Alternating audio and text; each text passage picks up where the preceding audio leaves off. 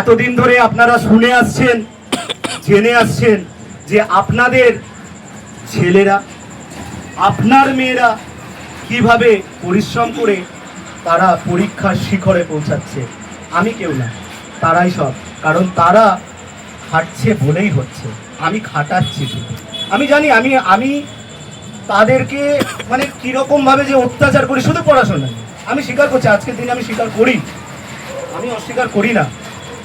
কিন্তু তবুও তারা যে তাদের নিজের মান সম্মান রেখেছে এবং অধ্যয়ন গৃহ শিক্ষকের যে সম্মানটা বাঁচিয়ে রাখছে প্রত্যেক বছর, তার জন্য একবার জোরে হাততালি হয়ে যাক সেই সমস্ত র্যাঙ্কার্সদের জন্য যারা প্রত্যেক বছর ফার্স্ট সেকেন্ড থার্ডের মতো চরম র্যাঙ্ক সমস্ত স্কুল থেকে অর্জন করে নিয়ে আসছে।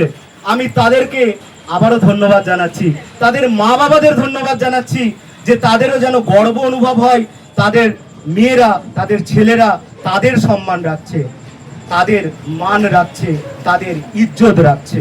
তাই আমি আজকে ডেকে নেব লরেটো কনভেন্ট স্কুল থেকে ষষ্ঠ শ্রেণীতে সম্মানের সাথে প্রথম স্থান অধিকারকারী মৌমিতা সাউকে। সেন্ট মেরি থেকে মৌমিতা সাউ যে বিগত বছরগুলিতেও প্রথম স্থান অধিকার করেছে, নিজের পরিশ্রমের ফলে উঠে এসছে। আমি আশা করব যে আগামীর পথও যেন ও কঠিনটাকে বেছে নেয়, সোজাটাকে নয়। আমি সব সময় তোমাদের বলি কঠিন পথ বেছে নাও, কারণ সোজা পথ বাচ্চারা বাঁচে। কঠিন যে জয় করে সে সোজা পথ 100টা জয় করতে পারে, যে একটা কঠিনকে ব্রেক করতে পারে সে 100টা সোজা পথকে অতিক্রম করতে পারে অনায়াসে।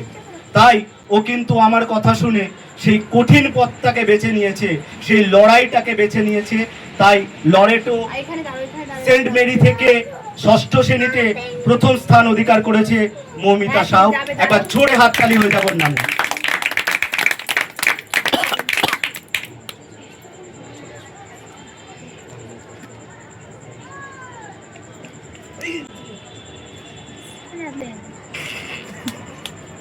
এখানে